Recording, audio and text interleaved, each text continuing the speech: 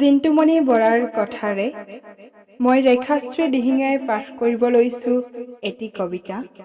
কবিতাটিৰ শিৰোনাম যাবলৈ দে মহামাৰী।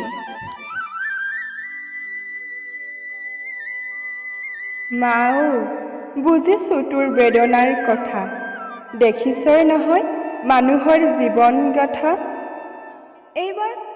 এইবাৰ বহাগীক মৰম কৰাটো দূৰৰে কথা, নিজেই দেখোন মাৰিব পৰা নাই জীৱনৰ বঠা।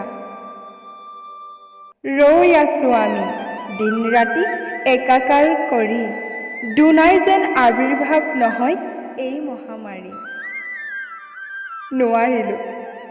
নোৱাৰিলোঁ যাবলৈ দেউতাৰ চৰণ চুবলৈ। তইতো দেখিয়েই আছ মা, পৃথিৱীত আতংকৰ বিলৈ।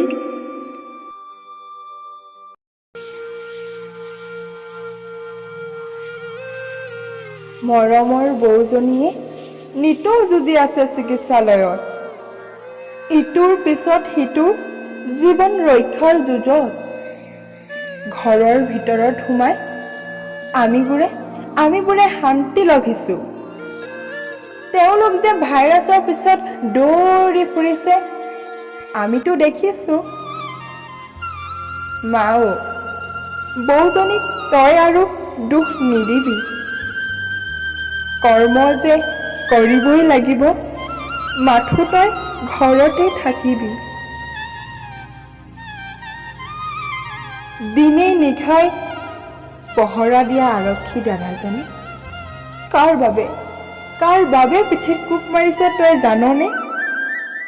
তেওঁলোকৰ এটাই কামনা, বিয়পি নপৰক যেন এই দুৰ্ভোগ যন্ত্ৰণা। আমি জানো বুজিছোঁ তেওঁলোকৰ বেদনা।